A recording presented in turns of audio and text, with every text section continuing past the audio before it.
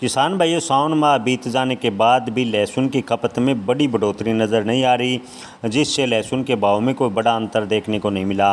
हालांकि मंदसौर नीमच जैसी कुछ मंडियों में लहसुन के भाव में हल्का सुधार देखने को मिला है, लेकिन जितनी उम्मीद थी उस हिसाब से लहसुन के भाव में बढ़ोतरी नज़र नहीं आ रही। किसान भाइयों, इन दिनों भारतीय लहसुन के भाव बाज़ार में वैसे ही कम है, लेकिन ऊपर से नेपाल बॉर्डर के ज़रिए लगातार चीन के लहसुन की तस्करी अभी भी धड़ल्ले से हो रही है। जी हाँ किसान भाइयों, आपको बता दें कि भारतीय बाज़ार में चीन के लहसुन की एंट्री लगातार देखने को मिली है।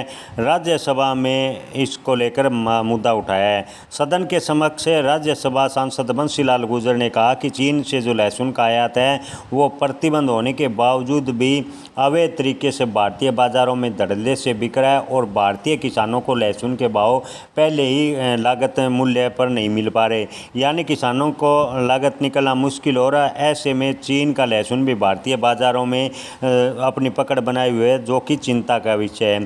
सांसद बंसीलाल गुर्जर ने कहा कि अगर लहसुन किसानों के आर्थिक हालात सरकार को सुधारना चाहती है तो लहसुन के लिए सरकार को अन्य बाज़ार के विकल्प तलाशने होंगे। लहसुन निर्यात को बढ़ावा देना होगा, साथ ही लहसुन का एक निश्चित मूल्य तय किया जाना चाहिए ताकि लहसुन के भाव किसानों को ठीक मिले। अगर लहसुन का तय मूल्य भावांतर योजना के आधार पर तय किया जाता है, यानी मान लीजिए अगर लहसुन का भाव 100 रुपये तय किया जाता है और बाज़ार में किसानों को 70 रुपये के भाव मिलते हैं, तो 30 रुपये भावांतर योजना के तहत किसानों को सब्सिडी दिए ताकि लहसुन के किसानों के हालात में थोड़ा सुधार हो सके। जी हाँ दोस्तों, आपको बता दें कि सांसद बंसीलाल गुर्जर ने राज्यसभा में बड़ा मुद्दा उठाया।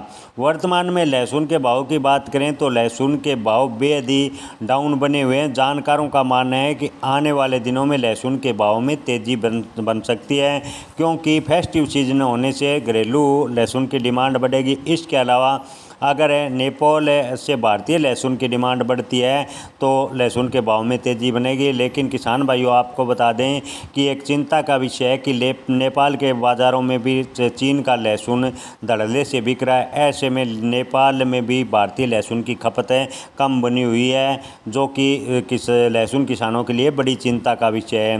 किसान भाइयों, राज्यसभा में लहसुन पर MSP की मांग, भावांतर योजना व लहसुन निर्यात सुधारने को लेकर सरकार से स्पष्ट पॉलिसी बनाने की मांग की है। आपको क्या लगता है, क्या राज्यसभा में लहसुन के मुद्दे उठाने से लहसुन के भाव में तेज़ी बनेगी? कमेंट में आप अपनी राय ज़रूर बताएं।